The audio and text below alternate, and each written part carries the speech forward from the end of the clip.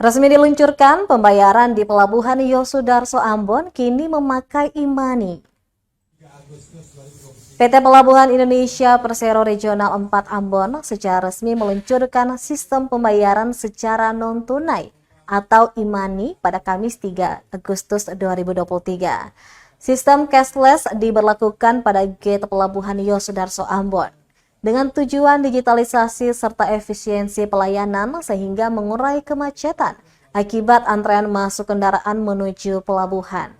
General Manager PT Pelabuhan Indonesia Regional 4 Ambon, Inenga Suryani Jendra, mengatakan peralihan dari transaksi tunai menjadi transaksi non-tunai merupakan salah satu langkah digitalisasi pelabuhan.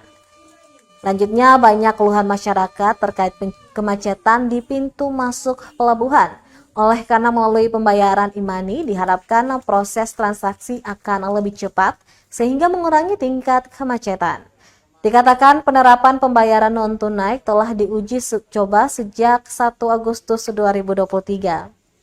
Sementara itu, dalam sambutannya mewakili Kepala KSOP Ambon, Kabid Kespel Gamal Sebiring, turut mendukung dan mengapresiasi pembayaran secara non-tunai ini. Diharapkan petugas gate dapat menyeleksi setiap pengunjung yang masuk keluar kawasan pelabuhan. Harapan yang sama juga disampaikan Kapolsek kawasan Pelabuhan Yosudarso, Ibtu Yulkisno Kaisupi, untuk membantu proses kelancaran kegiatan di pelabuhan. Dalam acara launching tersebut turut dihadiri oleh PH Kepala KSOP Kelas 1 Ambon, Kabis SHSK Vera Alvaris, Kabid Lala KSOP Ian Asari, Kabid KBPP Gamal Sebiring. Ada juga General Manager Pelindo Regional 4 Ambon, Inenga Suryana Jendra, Manajer Penunjang Operasi Umum Asman SDM dan Oktaviani A. Angkumona, Asmen Operasi Andi Lawansi dan General Manager PT Pelni Cabang Ambon Ilhamda.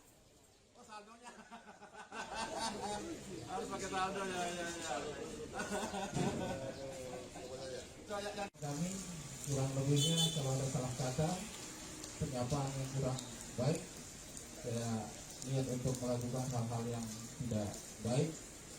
Sekali lagi dengan harapan Tuhan memberkahi dan agama tadi tentunya pelaksanaan cashless ini tentunya kita tidak terlepas dari kolaborasi kita, Pak. Ya, kita kami dari PT Pelindo, KSOP, dari KP3 juga, termasuk PLNI.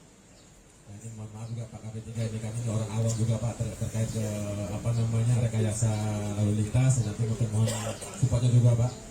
Tentunya setelah dikit ini kita perbaiki. Nah tentunya nanti kan rekayasa lalu lintasnya seperti apa nanti nih?